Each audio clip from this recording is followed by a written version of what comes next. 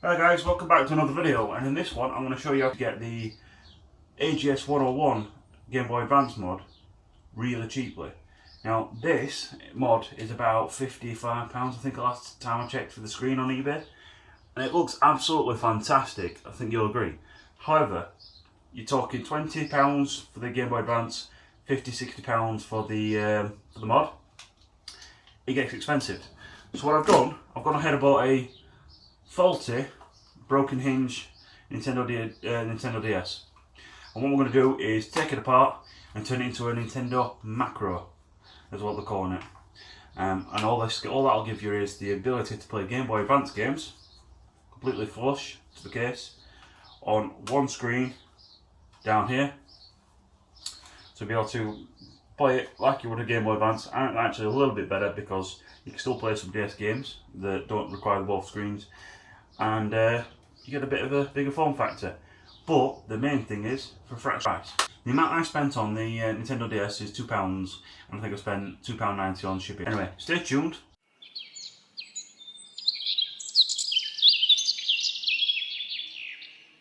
First, I just want to apologise briefly.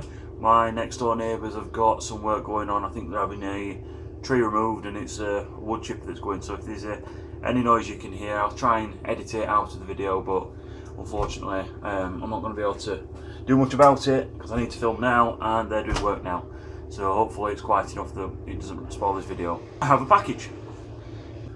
This is what I've done here, is I've spent £2. I've not looked at it yet, it's still sealed in the packaging that it came in, and it's an old original Nintendo DS, and it's got a broken hinge, which is very common on them. So what we're going to do is going to turn it into a Nintendo Macro. Anyway, first things first, let's open this up and take a look at it.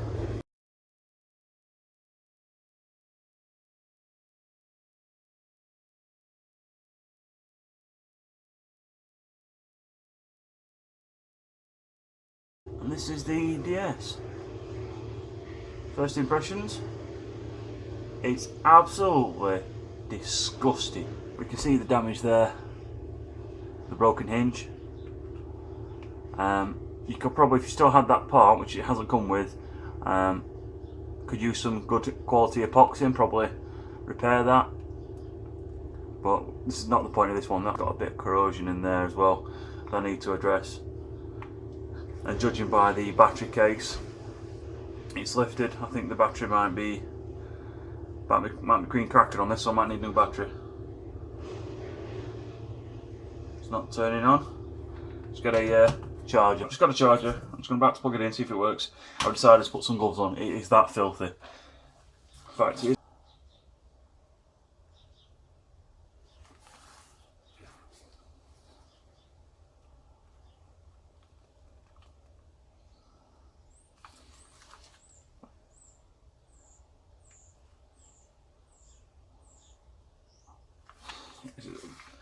It is absolutely bloody disgusting. Right, let's plug it in.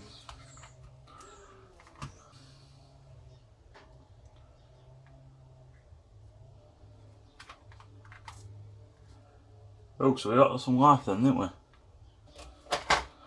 Let's see if get rid of that battery does anything. Nice. Some sort of shock sticker.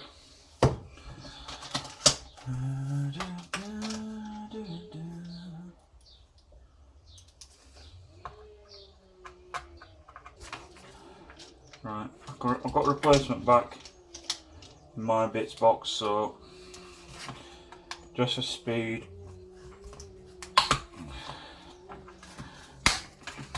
I'm just going to break this one off.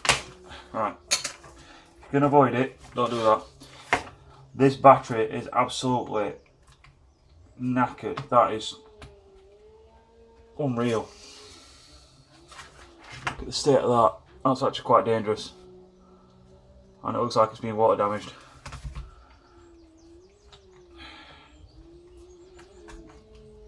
That is very dangerous. Get rid of that. Let's start the disassembly.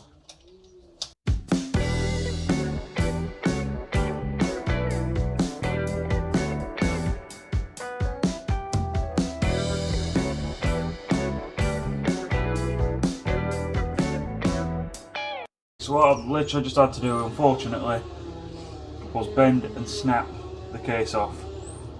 I would never recommend doing that, because now I can't use this. I have got lying around a cheap Chinese copy case which I'll use for this. I was hoping to save the case. I might be able to reuse this, because to be fair, it don't look too bad.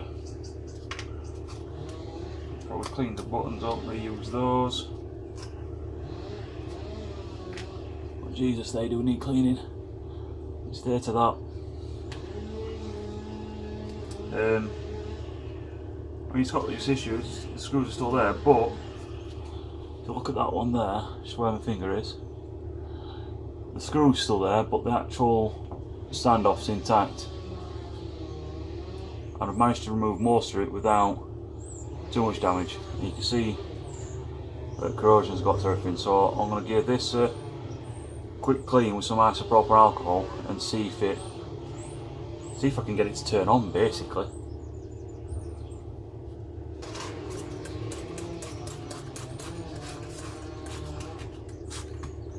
On the side there is absolutely revolting as well.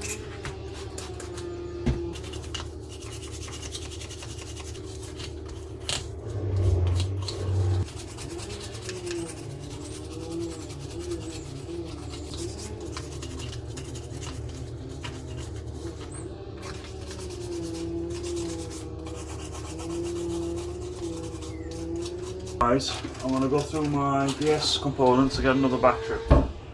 When I say DS components, I'm literally going to take out of a working console.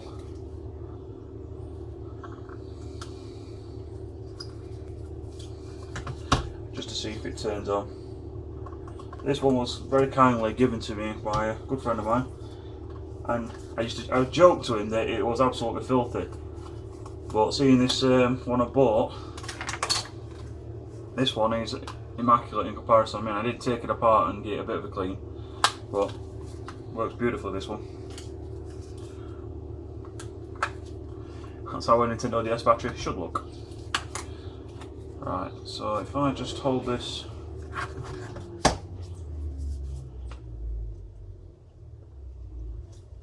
to the connections, let's see if just under battery power it turns on.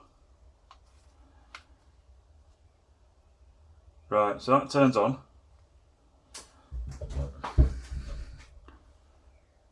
Both the screens are working.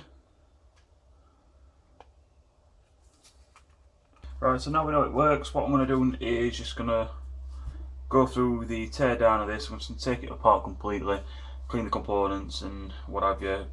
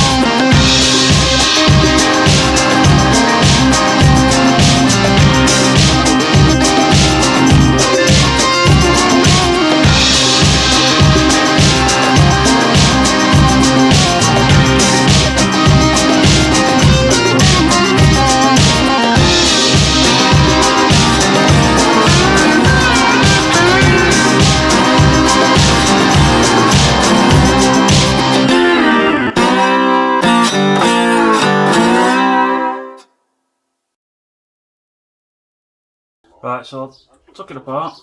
From what I've seen, this screen's damaged. I'm thinking possibly beyond repair. It's a touchscreen part. I don't think that's all the isopropyl alcohol. Should have dispersed by now. I think this is quite badly water damaged. I'll give it a clean with isopropyl alcohol, and I'll leave it to dry. But I don't think this is gonna come out.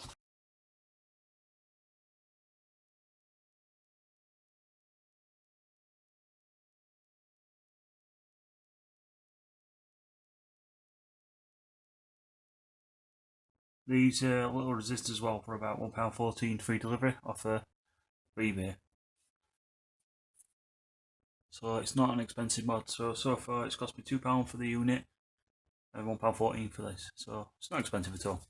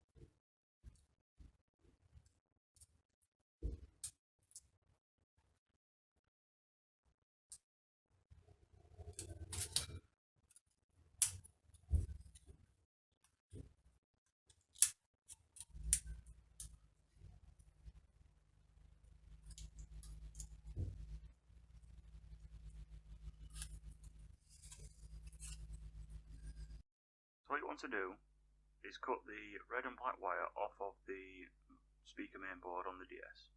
Once you've done that, you need to solder a connection. The red to the positive on the speaker and the black to the negative. And then in the following clip I'll show you where to solder the other ends too. And you're only going to have one speaker on this unit. You can add two if you want to, but for this purpose I'm only doing one. I lost the footage, apologies, I don't know what happened to it.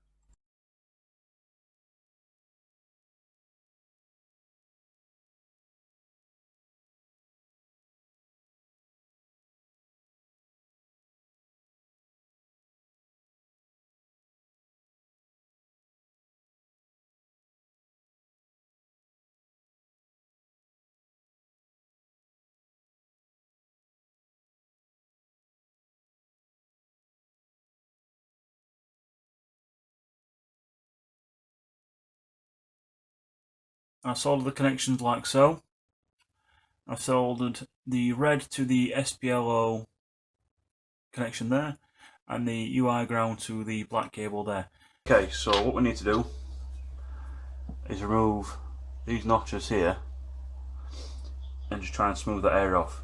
The advantage of using the old fat console, apart from being a lot cheaper to purchase a damaged one, is on the actual shell everything's raised. So if you look at the other macro mods that you can get, which is the DS Lite that people tend to do most often, you either have to buy a really expensive aluminium shell or from somewhere else that's expensive either way, or you have to put a load of body filler in it because there's a big groove on the Nintendo DS Lite. Whereas this one, because it's raised, I'm thinking I should be able to just cut away a lot of this, sand it down, and hopefully then it'll be nice and smooth and it'll look quite well finished, and all I have to do then is just paint it pretty much. Let's get on with that then.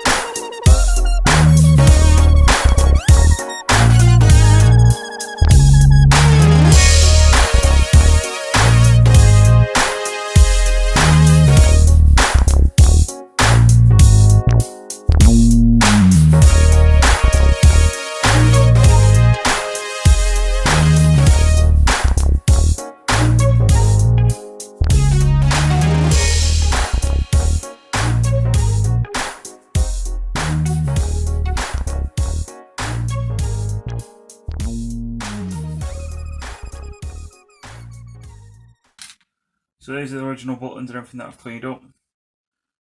Cleaned up quite nicely. This is the original face here that's cleaned up quite nice. All I'm going to do for this build, I'll finish it at some point off camera, a bit nicer. I just intend on getting some epoxy at a later date, filling that in, rubbing it back, and then I'll respray the whole thing.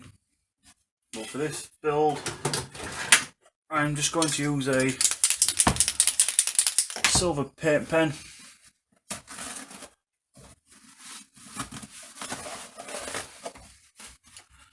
Use a silver paint pen just to go over all this lot. Be fairly generous with it.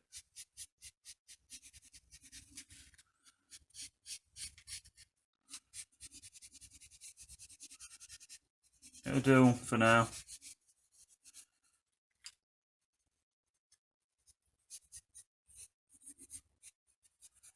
So I'm just going over quite generous with it just to try and keep it fluid for a second.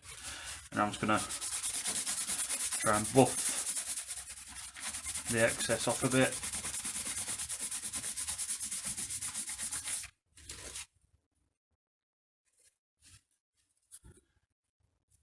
So that's the outcome of that case. It don't look too bad. Anyway, before I get on with the assembly, there's something I need to do. So this is a replacement I got from a broken Nintendo DS that I've already got lying around.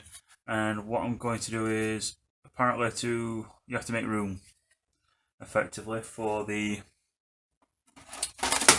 speaker to sit somewhere inside.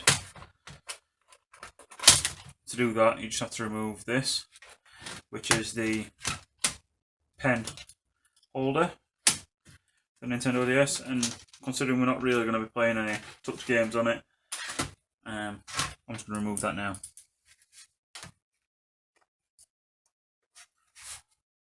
So to remove it, just the screw there. There should be one up there, so for some reason it's been removed on this one. Pull it out. Get rid of the styler. Save them. Save the parts. Come in handy. And then hopefully we've got some room there to put the speaker in. So when we fold this up, we need to put the speaker and the Wi-Fi antenna in. So there would go there, something like.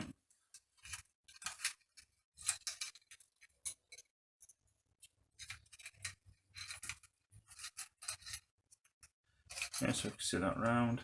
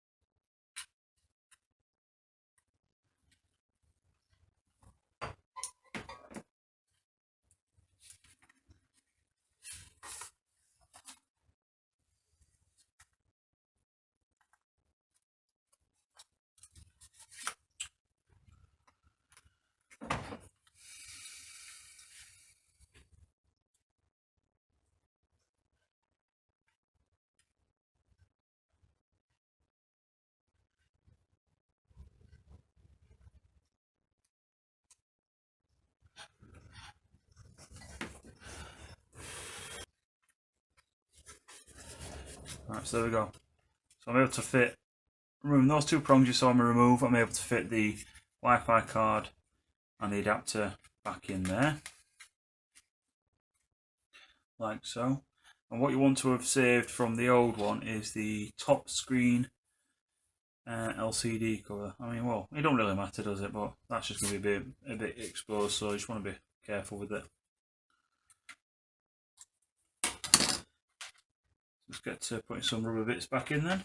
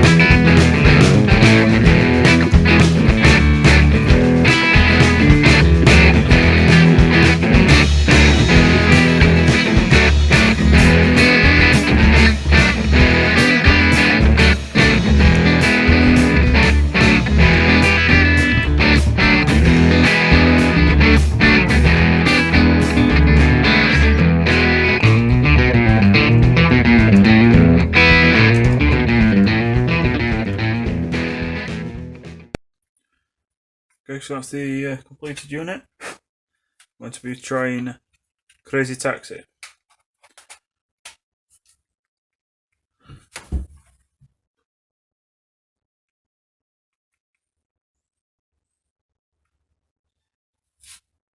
Sound works. We're going to need to set it up on the bottom screen for now.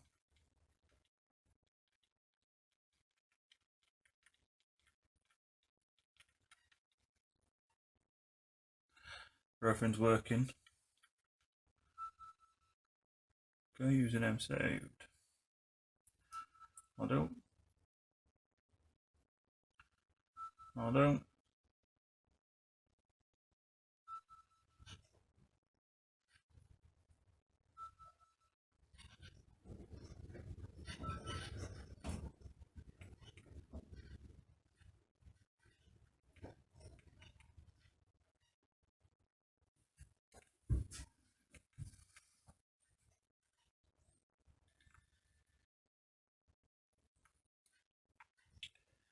Okay, so it's going up straight away. Start Game Boy Advance game.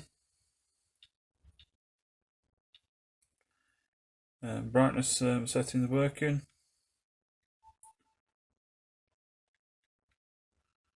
Right, settings. So we turn the default Game Boy Advance screen to the touchscreen.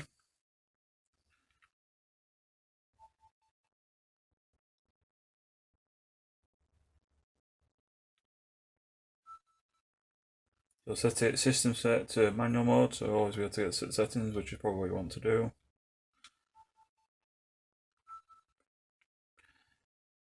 Needs to shut down every single time you change anything. Right. So start Game Boy Advance game. There we go.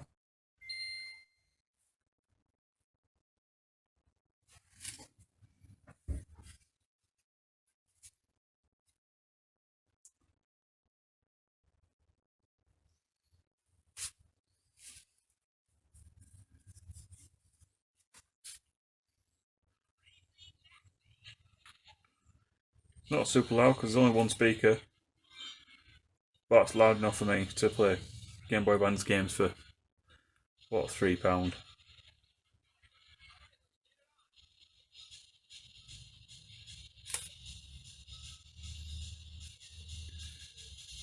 At some point what you can do is drill a hole into those to make it a bit louder, maybe install the other speaker, but at the minute I just wanted to get this working.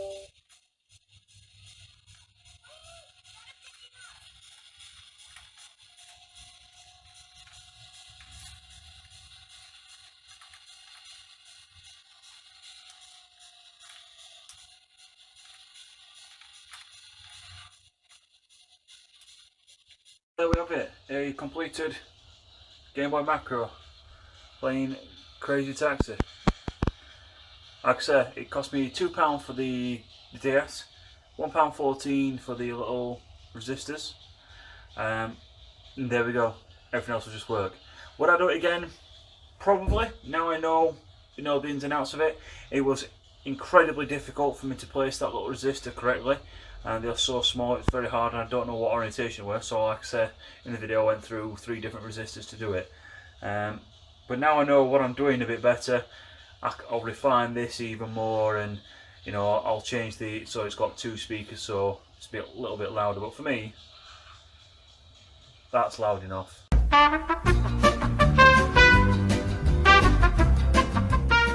Right, so I lost the footage in true White Rose Outdoors style.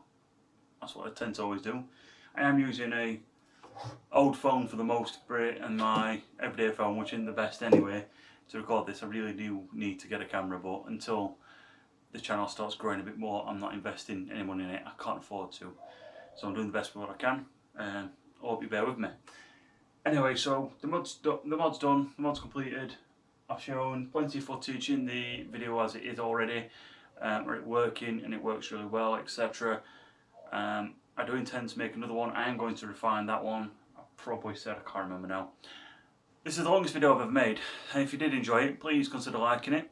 Leave me a comment, I want to know what you think, if you've got any ideas for what I want to do for the future. And if you're new to the channel, welcome, and please consider subscribing. Hit the notification bell so you get more video updates when I release something. They're not going to be as regular as they have been in these videos because I just haven't had the time to do this one. It took me so long to do it. With life and everything else, I work full time. I just haven't got the time. So they're all going to be a little less regular than they have been once a week because I can't do it. But I am going to continue to upload videos, maybe once a month, I don't know. I'll just have to upload when I can, as and when I can. If you're on Instagram, follow me at White Rose Outdoors. If you're on Facebook as well, I'm also on there at White Rose Outdoors. So yeah, thanks for watching, and until the next video, take care.